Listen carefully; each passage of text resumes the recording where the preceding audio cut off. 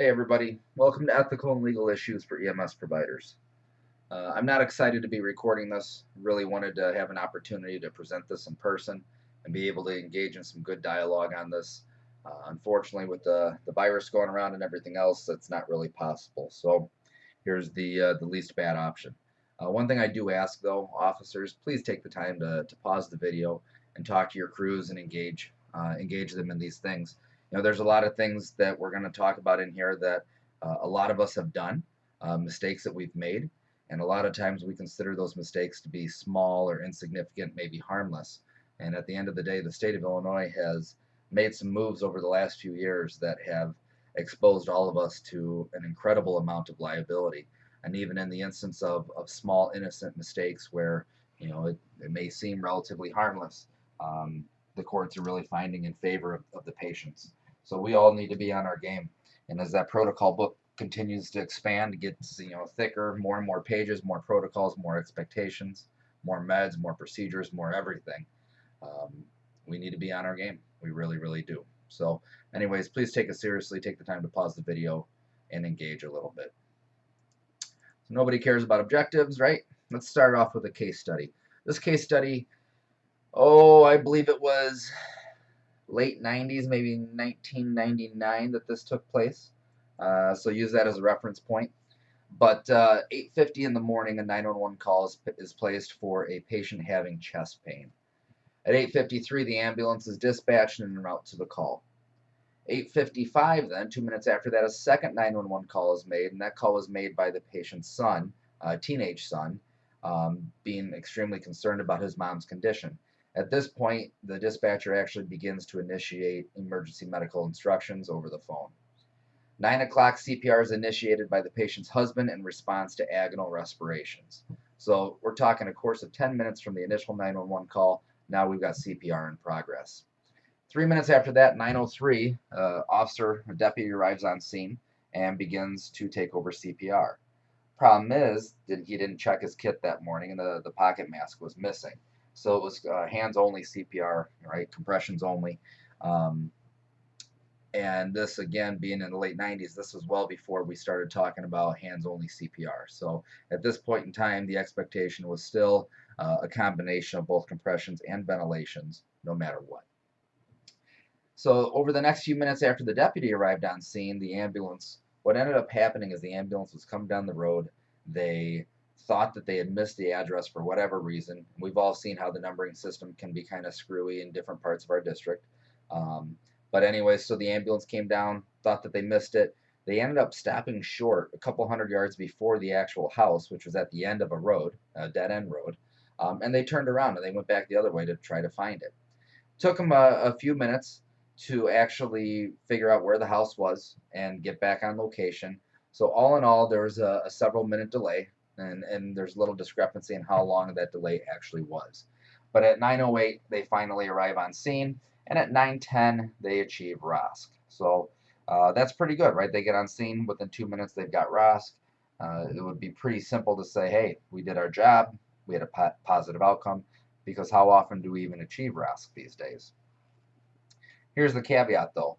The patient, because of the prolonged amount of time that they were down in the hypoxia, they ended up spending 4 weeks in a coma. And then the anoxic brain injury that resulted from that prolonged hypoxia caused permanent neurodeficits, and now this patient has to be in a nursing home the rest of her life. Is that the fault of the EMS providers? So that 2 to 5 minute delay in getting on scene because they thought on accident that they got turned around when in fact they didn't, should they be held liable for that? Should the officer hold any liability because he didn't check his equipment that morning to make sure that his pocket mask was in there? These are all things that we have to start thinking about. And again, these are simple things. I know for a fact that I have thought that I missed an address, stopped, turned around, when in fact I should have just kept going. It happened not too long ago out in Bull Valley. So this is a routine thing. It's not uncommon. But should we be held liable for it? And we'll wait and we'll talk about what the jury's findings were a little bit later. Let's first of all get into some of the different concepts, and we'll start with negligence here. And negligence requires 4 different components to be present. And it's not one of these or two of these. All four of these have to be present and have to be proven in court in order for negligence to stand. We first of all have to have a duty to act. We have to then breach that duty. There have to be damages that the patient sustained, and then we have to be able to link those damages directly to the breach of duty, which is that proximate causation. Here's the thing. There is no black and white test to determine whether or not these things existed. It's going to come down to how good of an attorney the prosecution has, how good of an attorney the defense has, and whether or not these things can be proven or disproven. So keep that in mind. A lot of times it's just the quality of the attorney. Let's look at duty to act. So from the paramedic textbook, and I tried to pull as much text out of there as possible, the formal, contractual, or informal legal obligation to provide care. So I think it's pretty safe to say that when we are on duty, when we are being paid at work on shift and the tones drop, we have a duty to act. If we are grocery shopping on duty and somebody goes down at the Walmart, we have a duty to act. But when might we have a duty to act outside of that? And we'll talk about Good Samaritan and where we may be not required to perform medical care. But when we talk about that, that's really still going to be from a legal aspect. So anytime that we choose not to act, we may or may not have that legal obligation to do so. But I think that we would all agree, based on the oath that we swore, we have a legal or an ethical obligation to act. And if we choose not to, we could be subject to some public relations nightmares as a result. But at the end of the day, we all want to do the right thing. We all want to help people, right? So that duty to act really does stand. Keep in mind that the more you decorate your vehicle with stickers and license plates and everything else, the more often that you wear shirts out and about that identify your profession, who you are, or the department you work for. These are all things that cloud whether or not there is in fact a duty to act. And if you look at my truck, I don't have any identifiable markers on my truck. Not a firefighter license plate, not a sticker, decal, nothing. And I rarely, if ever, wear fire department apparel out and about. So I try to make sure that although I am prepared and I am always willing to stop and help and do whatever I can, I want to make sure that that obligation is my choice and not a legal obligation to do so. So we have a few duties that are listed there that are expected of the paramedic. And obviously to respond, that is common sense. Duty to operate the emergency vehicle reasonably and prudently. Absolutely. If we are careless, if we get distracted, we are held to a higher standard. And driving those vehicles, especially in emergency mode, assumes an incredible amount of liability for us. And folks, if I'm ever an acting officer on an engine, or if I'm the officer on that ambulance, and anybody that's ever driven with me knows that speeding is not an option. It just isn't. I expect us to follow the speed limit at all times. And the reason being, the exceeding the speed limit by 5 or 10 miles per hour, it's not going to get us there any faster, right? Maybe we'll beat them, we'll get a few seconds out of it, but that's really it. And the amount of additional liability that we assume every time we exceed the speed limit or we borderline on that reckless driving, it's just not worth it at the end of the day. So a breach of duty, when in fact a duty to act exists, if we fail to do so, we've breached that duty. And included in that would be failure to meet the standard of care. So we have a duty to provide an appropriate level of care based on our education, our experience, what our protocols say, etc.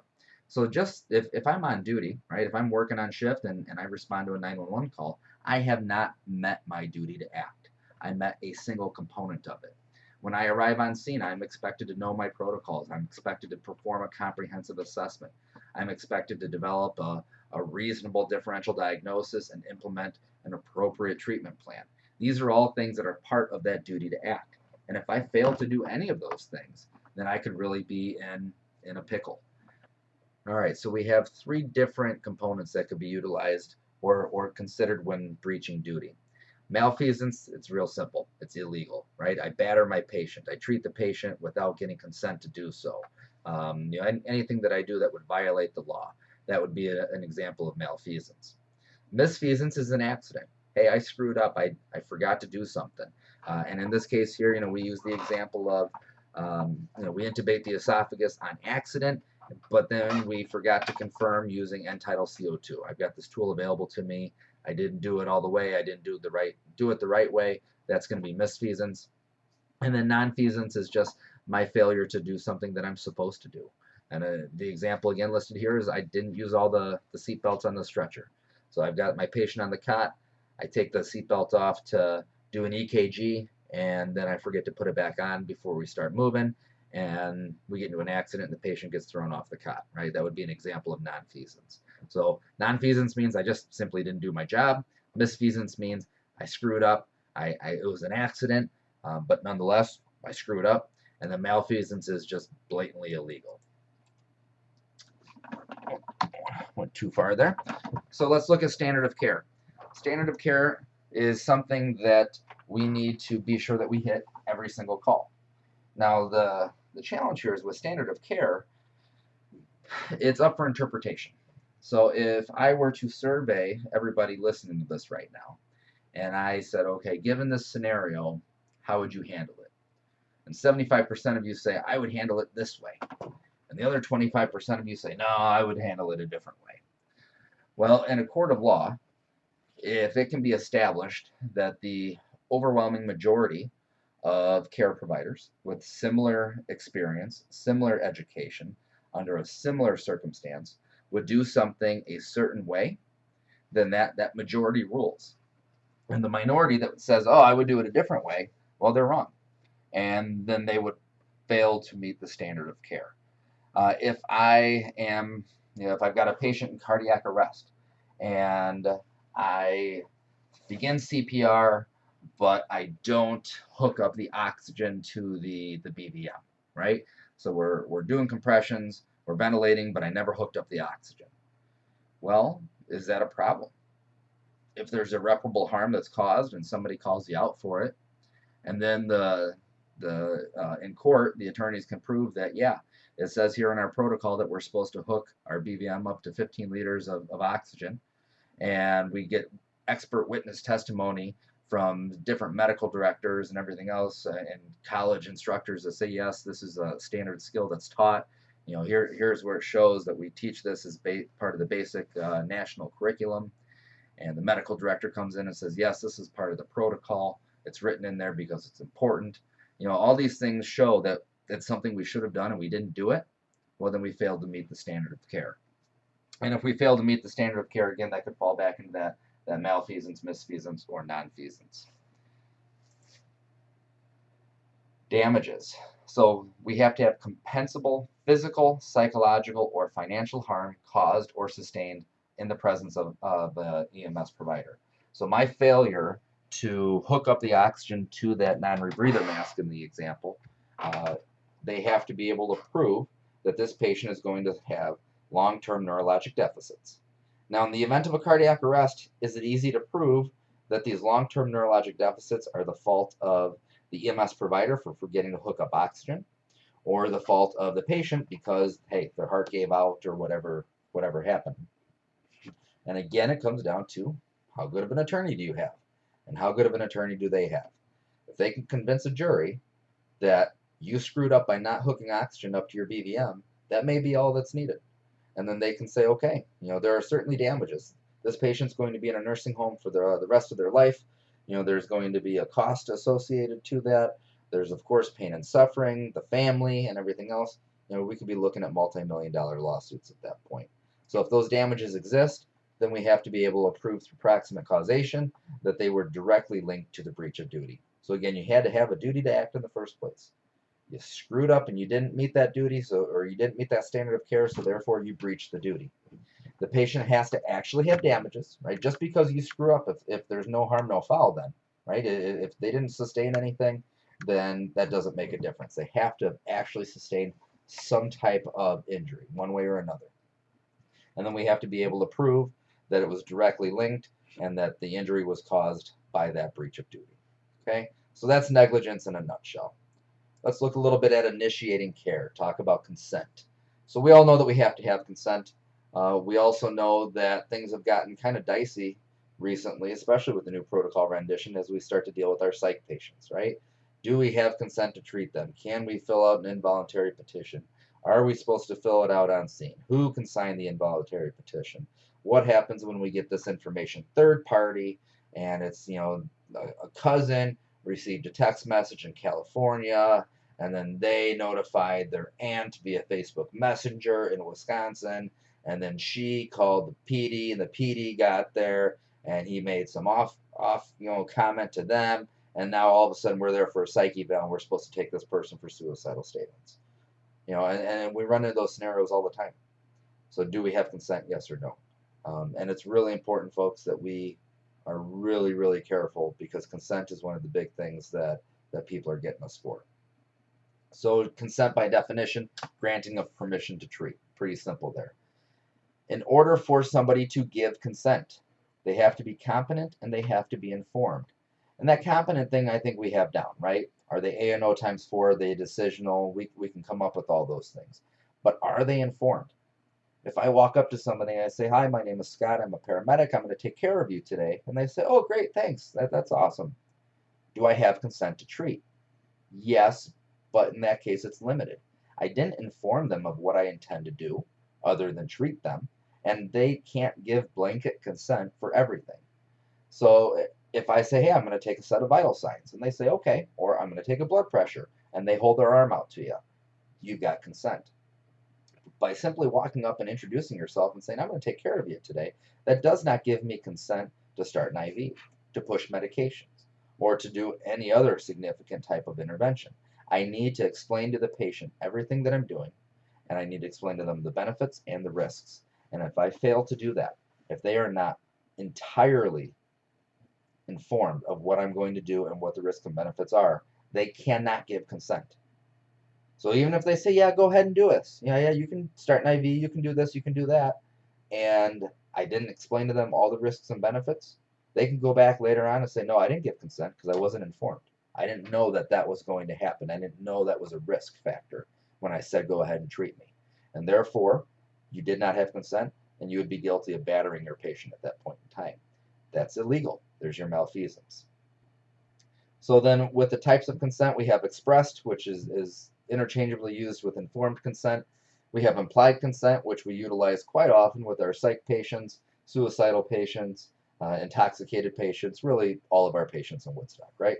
And then we have involuntary, which is where we actually get the petition put in place there. So consent given based on full disclosure of information. That's how we have that informed consent. And I already kind of beat that horse a little bit there. Make sure that you are explaining to them what you're going to do, why you're going to do it, and what the risk potential is. Other than that, otherwise they're not competent to give consent if they are not fully informed. So then with implied consent is real simple. All right, we have a kid and the parents aren't around to give us consent, so therefore we have implied consent to treat. Again, though, that is not blanket consent to do whatever we want. Right? If I have a 6-year-old that fell off the monkey bars at the school and I'm transporting this kid, and he's got a compound fracture to the arm. This kid's in a lot of pain. Mom and dad aren't there. School says they're going to meet us at the hospital, but they're not there to give us consent. Can we get by using implied consent to splint the arm? I would argue more than likely yes. Could we get by applying an ice pack on there? Yep, I think we could. Could we administer opiates for pain management? And I think we're crossing the line there. I don't think that implied consent would allow us to do that. So we have to be careful. Again, we sometimes look at the patient's incompetence as a free pass to do whatever we think is appropriate, and that's not the case at all. So just be careful with that. We need to still try to reach out to the parents whenever possible, even if we can get them on the phone, tell them what we want to do, and get that consent to do so. You'll also hear once in a while, there's a term called in loco parentis, which means that the school, and any of you that have kids in school, have signed something that says that in your absence, the school can give limited authority to care for your child. So a school administrator can call 911 and have this kid transported, authorized transport. But again, they're not going to be able to go as far as authorizing opiate administration to a child, right? So it's just a limited thing where the school officials can provide some basic levels of care, but we need to get a hold of mom and dad one way or another. With our intoxicated patients, with our patients that are under the influence of drugs, right? Yes, we operate under implied consent, but again, that is not blanket consent to do whatever we want. So we still have to be careful with it. All right, involuntary consent, that's our petitions. And these petitions are a nightmare. I was really proud of myself a couple weeks ago because I filled one out on scene, as we're supposed to do now. Took it in the hospital, and the crisis lady is looking over. She's like, "Oh yeah, no, this isn't the right form. This is an old one. This is no good." Okay, so what does that mean? She's like, "Yeah, it's not a big deal. I'll fill out a new one for you, and you'll be ready to go." So it wasn't a big deal, right? We still got the form completed. But are we taking on liability by transporting a patient without that paperwork filled out in advance? And although I think it's a waste of time to fill it out on scene, and it's better to do it at the hospital with crisis right there, so we do it the right way the first time, there is argument to be made that we should be having it filled out well in advance. And how many times have we had a family member, a neighbor, or some other witness say, "Oh, yeah, I'll fill out the petition. I'll meet you up at the hospital in a few minutes." And by the time you leave the hospital, they're still not there. Right now, you're on the hook. Crisis is on the hook. The hospital's on the hook because they are keeping this patient and they don't have any formal documentation to authorize it. So we've got to be careful with that as well. And as much as I hate wasting time on scene with these things, and I would rather do it in the hospital, I do agree that it's going to be in our legal best interest to have that paperwork filled out in its entirety on scene before we initiate transport. So let's get into withholding or terminating care. So withholding care, we had a JPR Monday with a video that talked about DNRs and POLST forms and when we should withhold care, when we should stop care.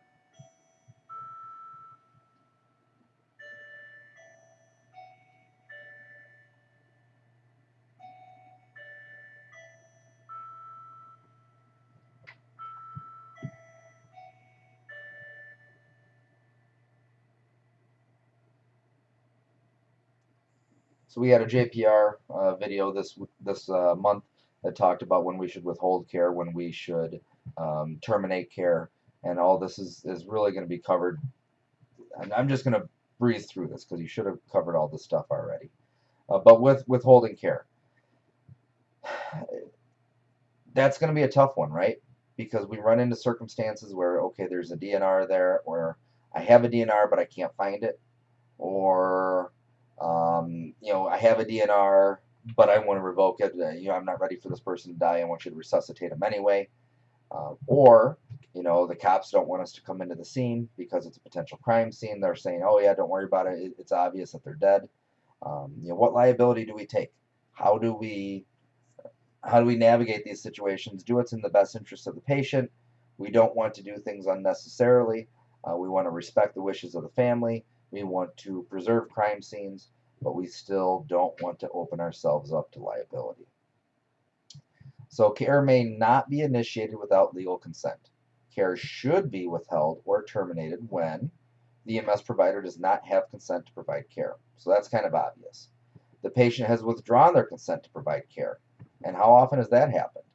And this is all the more reason to have that petition filled out on scene. Patient says, "Yeah, that's fine. I'll go with you to the hospital and get checked out. No, I'm not suicidal, but I'll go with you anyway." And so they're voluntary, they're being cooperative. This is great, makes our job so much easier. We're driving to the hospital. Halfway to the hospital, they say, "Hey, you know what? No, never mind. I don't want to go. Stop. Let me out right here. Let me out at Culver's. I'm going to go get some cheese curds," right? Technically, in that situation, we don't have the petition filled out. They didn't make statements in front of us. Yeah, we're obligated to pull over, drop them off at Culver's, and let them get some cheese curds. And that's kind of a hard concept to understand. Just because we get them into the ambulance doesn't mean that all of a sudden They're ours, right? They can change their mind at any given time. You have a patient who's having a severe asthma attack. You're running hot to the hospital. You've got neb treatments going and everything else, and all of a sudden they decide to feel better, and they say, yeah, just pull over, let me off here. I don't want to go to the hospital the rest of the way. They can withdraw their consent at any point in time, and it is 100% our obligation to pull over and let them out. Now, obviously, we would fill out refusal forms, right? Refusal paperwork along with that. We're not going to just simply let them jump out and walk away. And of course, we would have to fully inform them of all the risks of terminating care, of not going to the hospital, and we would have to document all of those things that we inform them with, and obviously document that stuff before we get their signature. We have the advanced directives such as the DNR or PULSE forms that could limit our ability to perform care, and then protocol requirements for terminating resuscitation are met and authorized by medical control. That, again, is a big thing. When we are terminating resuscitation, we don't make that decision. We need to continue CPR. We need to continue the resuscitation efforts until we get on the phone with the hospital, and the hospital actually authorizes it. We have that formal time of death. We have the doctor's name. Until then, we keep going. Even if family says it's okay, it doesn't make a difference. We keep going until we talk to the hospital. So then getting into the refusal of care a little bit more in depth here. Patient's informed decision to withhold consent for treatment. Keyword there again, being informed. They have to be completely informed. Otherwise, they are not able to refuse care. And we have to keep that in mind. There are circumstances, and I've had this happen where, I go to provide care for a patient and they just take off running. And I can't get a refusal signed. I can't inform them of the risks and benefits and everything else. And that's going to happen. Not a big deal. Call in a medical control. Get on that recorded line and say, hey, I was trying to treat this patient. They took off running on me, and I can't I can't find them now. I can't treat them. And that's not going to be a problem as long as you get it on the recorded line. But other than that, if you don't fully inform the patient of all the risks and benefits of refusing care, you're going to back yourself into a corner. Of course, they have to be mentally competent, and again, that's something that we're all pretty good at. Withdrawal of consent then. So a competent adult may withdraw treatment at any time, so long as they are fully informed of the risks, benefits of doing so. Advanced directives, that's anything that says, hey, in the event this were to happen, here's how I want you to handle it. And our most common is going to be DNR or PULSE forms, but there could be living wills, durable powers of attorney for healthcare, and those types of documents that are available.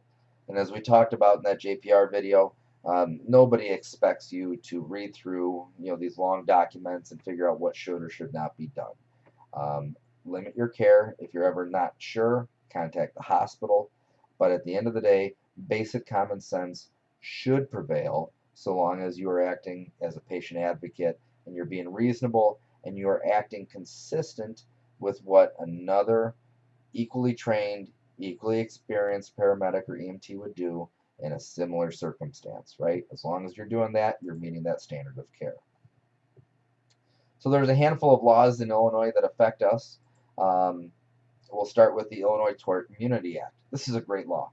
It pretty much says that if you are a government agency or you work for a government agency, you can't be sued. Pretty simple, right? Not a big deal. And the theory behind that law is simply that, if we allow taxpayers to sue government entities that are funded through taxpayer dollars, what are we really accomplishing at that point, right? It's not meant to say that government entities or their employees should be absolved of liability entirely. It just says that, hey, we can't have taxpayers suing for taxpayer dollars. That doesn't make sense at that point. It's going to take away from the overall service that's provided to the rest of the community. So over the next few slides, as we talk about these laws, anything that's in red, those are really big takeaways that are applicable to us.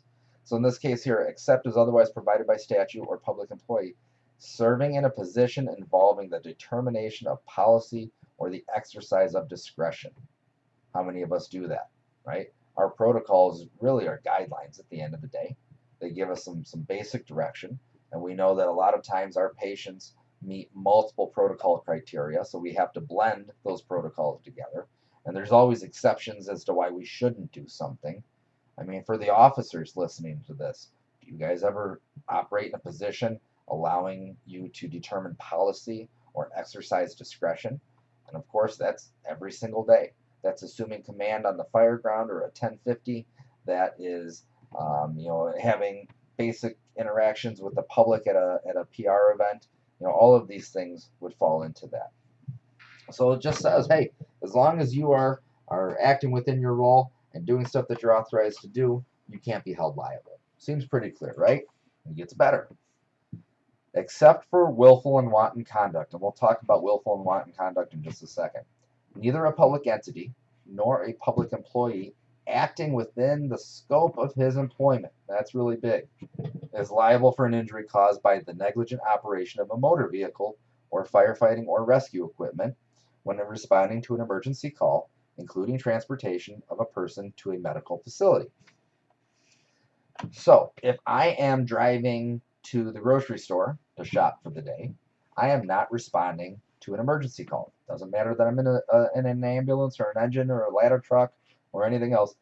It's not an emergency, and as a result, as I'm driving, I am not going to fall into this, right? If we get into an accident, we are most certainly going to be held liable.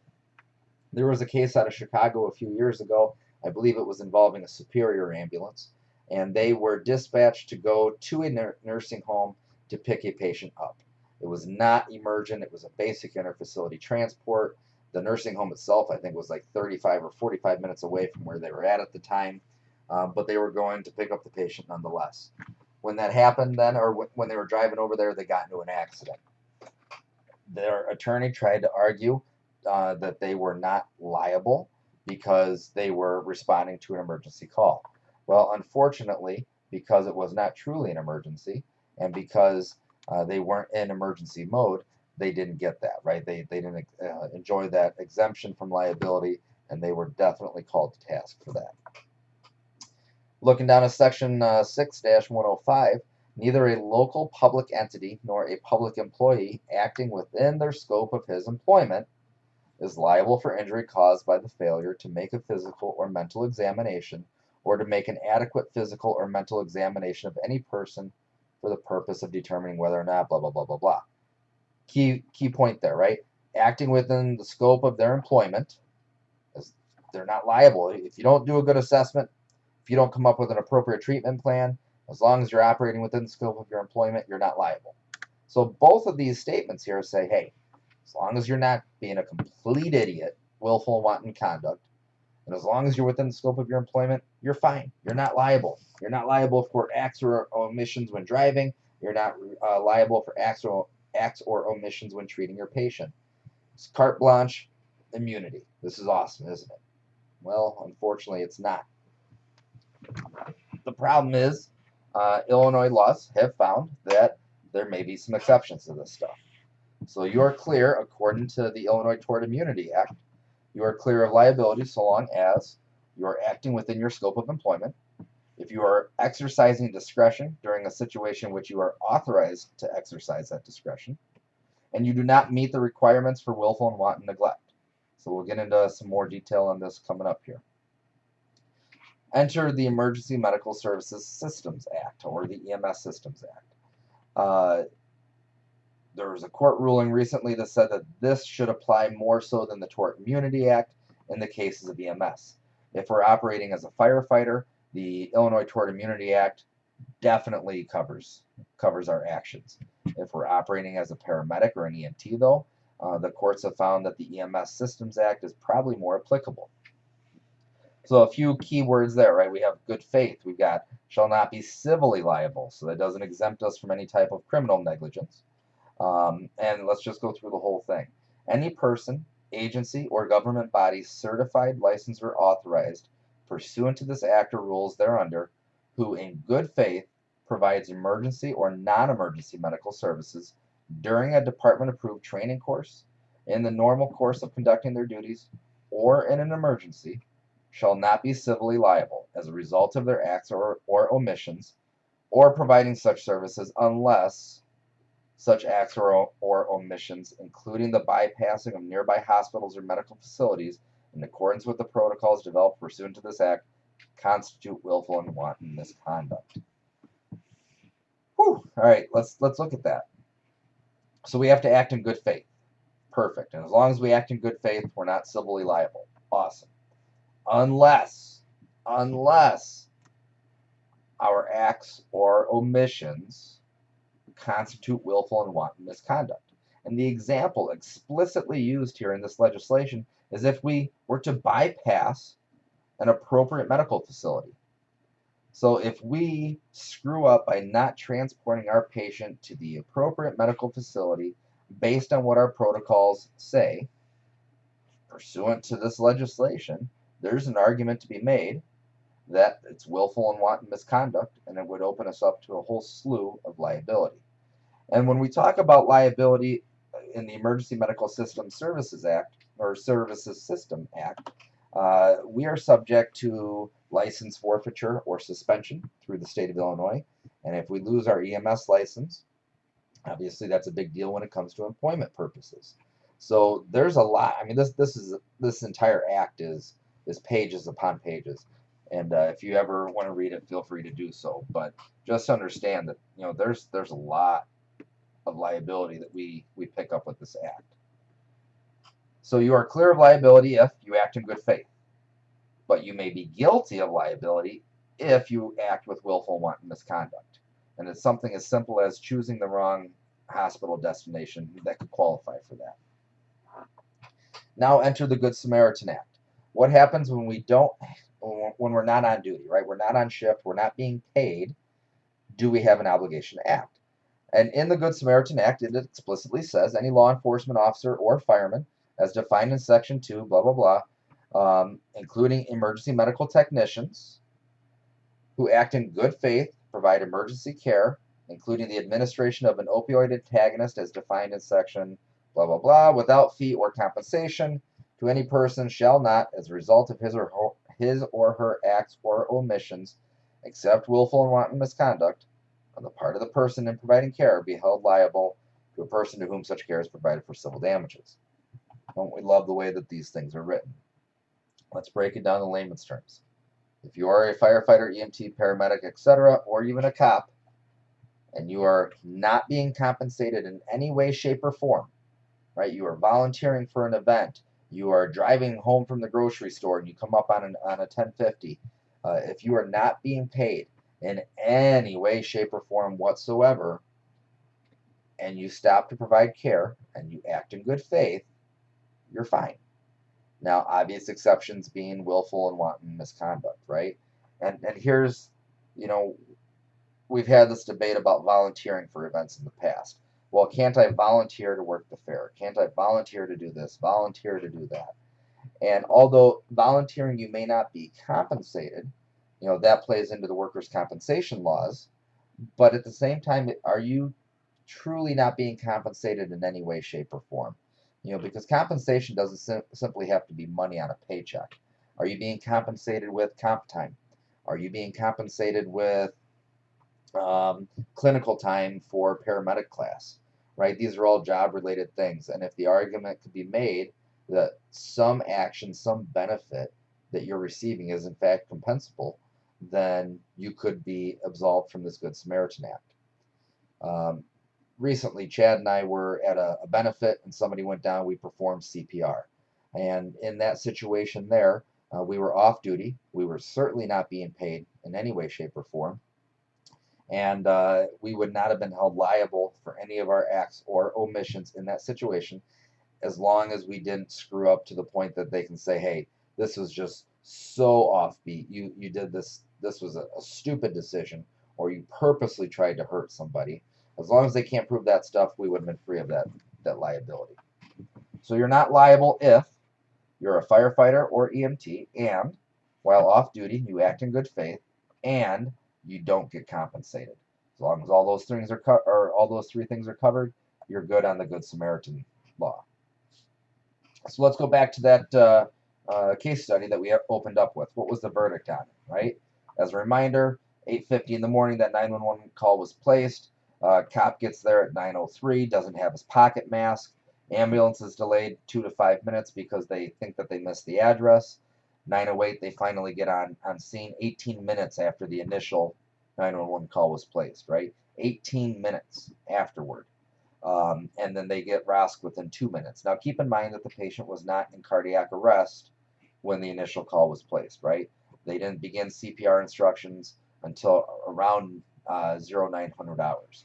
So really, for about 10 minutes, the patient was in cardiac arrest, and medics got on scene, and they were able to get ROSC, right?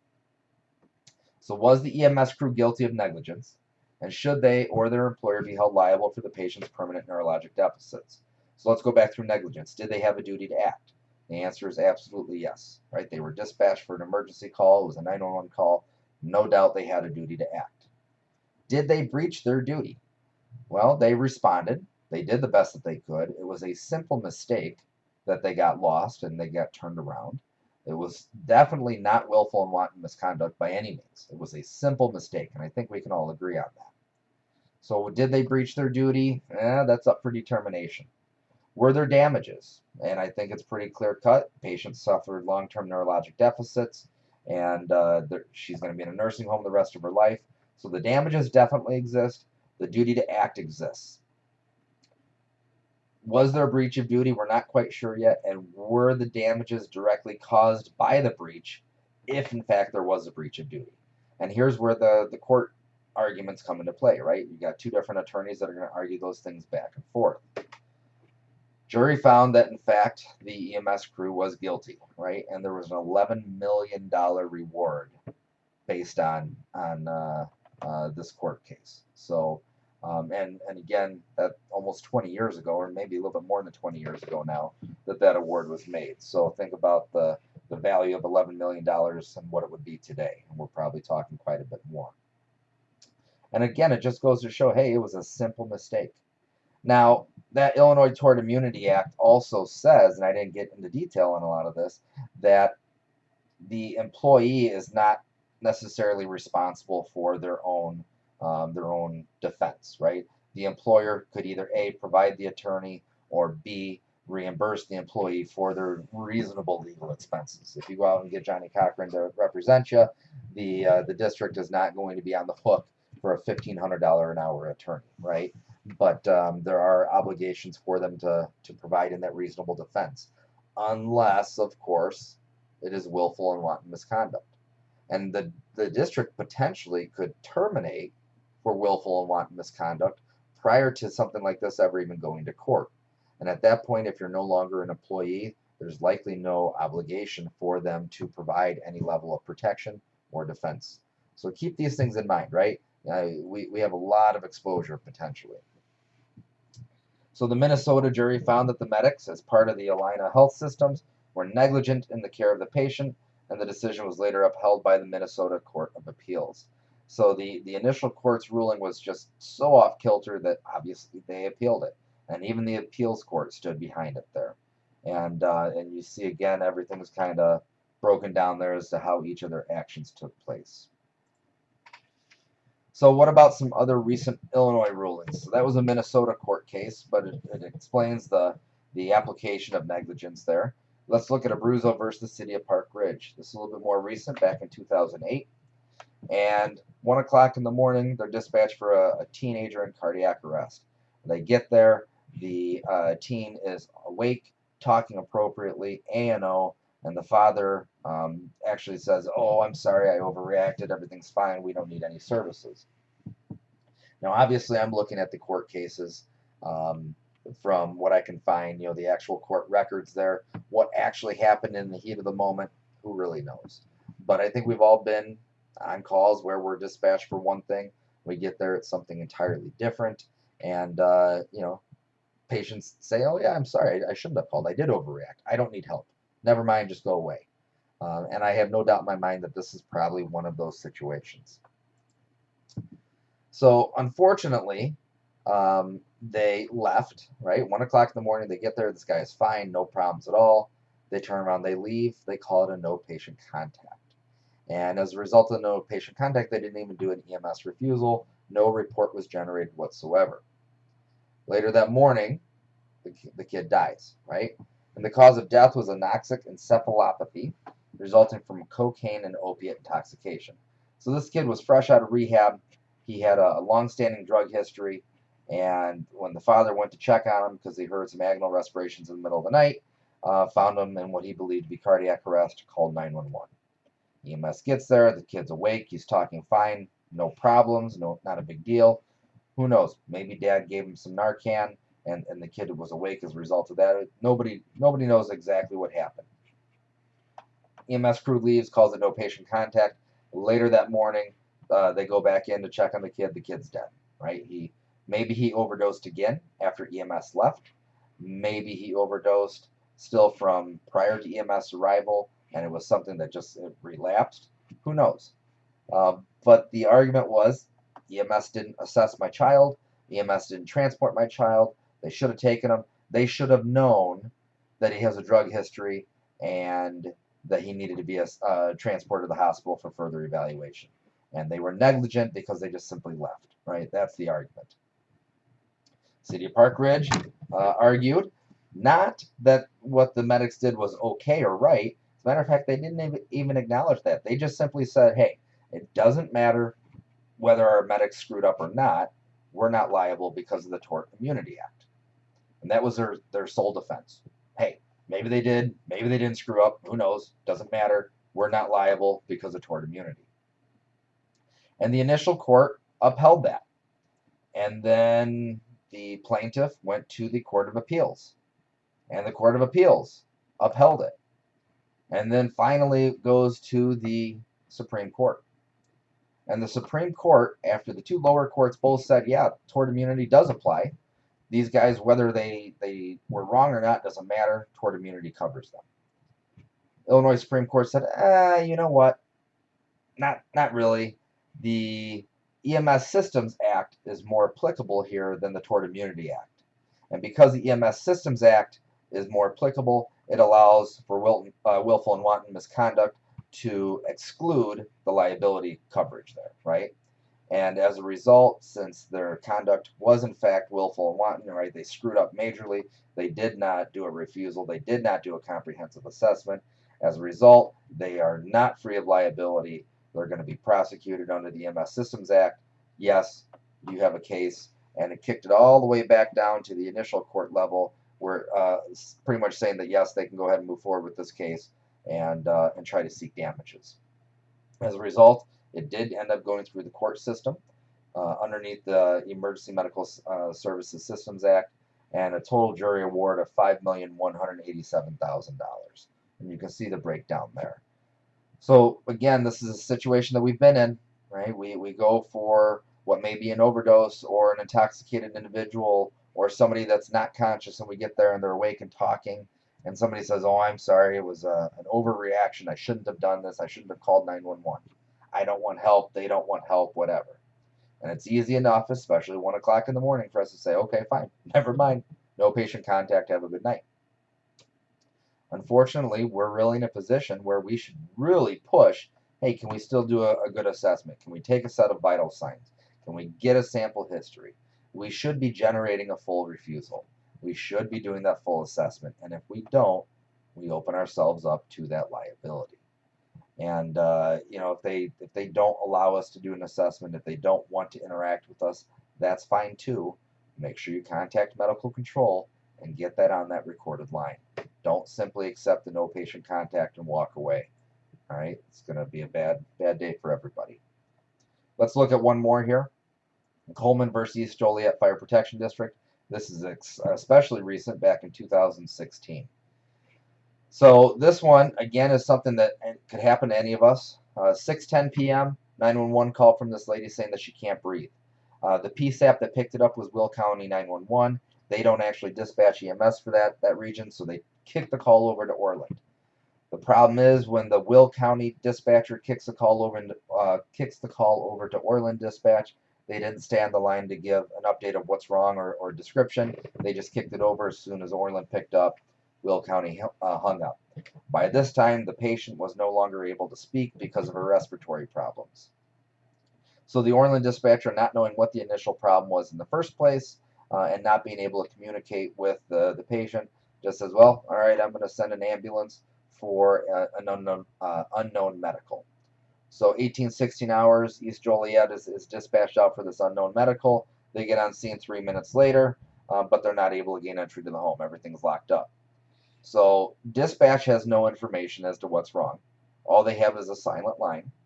They just simply dispatch an ambulance just because they didn't know what else to do. And now EMS gets there. The house is locked up. It's dark. They're looking through windows. They don't see anybody. What would you do? Would you force entry at this point? And so what ended up happening is the neighbors came over, seeing the ambulance parked out front, said, hey, there's some old people that live there, but their car is gone. The car is not in the driveway, so they're probably not home. Medics thinking, okay, I don't have any reliable information here. We don't have a specific caller. The house is locked and dark, and the neighbors are telling me that the vehicle's gone, so they're probably not home. They call up their shift commander. Shift commander says, okay, just go back into service. So they do. Ambulance left at 18-24 hours. Now the neighbors are upset because they still think that maybe they should, force entry into the house and just check to make sure. And because the cops weren't there, the EMS agency wasn't able to force entry. So the neighbors began calling Will County 911, saying that, hey, the ambulance left. They didn't take care of the patient. Will County again kicks it over to Orland Central. Orland Central picks up, and Will County says, hey, I sent you this call earlier, and neighbors are telling me the ambulance left. And then there's finally some communication between the different dispatch agencies. They realize, okay, this was a complaint of a medical call. There was a legit caller in the house. So they dispatch a second ambulance. Unfortunately, they dispatch it to 1600 Sugar Creek. They didn't specify court or drive or anything else. So the ambulance is dispatched to the wrong Sugar Creek street. They're dispatched to Sugar Creek Court instead of going to, I believe it was Drive or Street that the address was actually on. The ambulance gets to court, realizes, okay, this is the wrong one, turns themselves around, goes to the correct address, delayed by just a few minutes. Finally, at 18:51 hours, they arrive on scene there, and they're able to gain entry into the house. I'm sorry, they arrive on scene, still unable to gain entry, and while they're on the phone with the shift commander for the second time, the husband gets home and allows them to get into the house. When they get in there, the patient's in cardiac arrest. And by this time, obviously, it's a non-viable patient. So Coretta's husband files this lawsuit, says, hey, you guys screwed up. He filed the lawsuit against Will County 911, against Orland Central Dispatch, and against East Joliet Fire Protection District. Both the Fire Protection District and then the individual medics were also listed in the suit. So they just sued everybody and anybody. And that's pretty common. But what it claimed is negligence, willful and wanton misconduct on behalf of the dispatchers and the paramedics. So the East Joliet argued, of course, that the tort immunity would apply, and that public duty rule says that, hey, they have no duty to provide care for this individual patient. They have a duty to the overall community, but they don't have a duty to any one single patient or one single resident. And that public duty rules it's this long-standing thing that goes way back to like England and everything else. And it was just it's not a law. It's just a generally accepted rule that had always applied. Again, it had been in place for hundreds of years. Illinois Supreme Court finally gets this thing and says, yeah, no, the public duty rule, it's outdated, and the Tort Immunity Act supersedes it anyway. And so, yeah, we're going to take away that protection. And these guys acted inappropriately. It was willful and wanton misconduct. And, yeah, you're on the hook for it.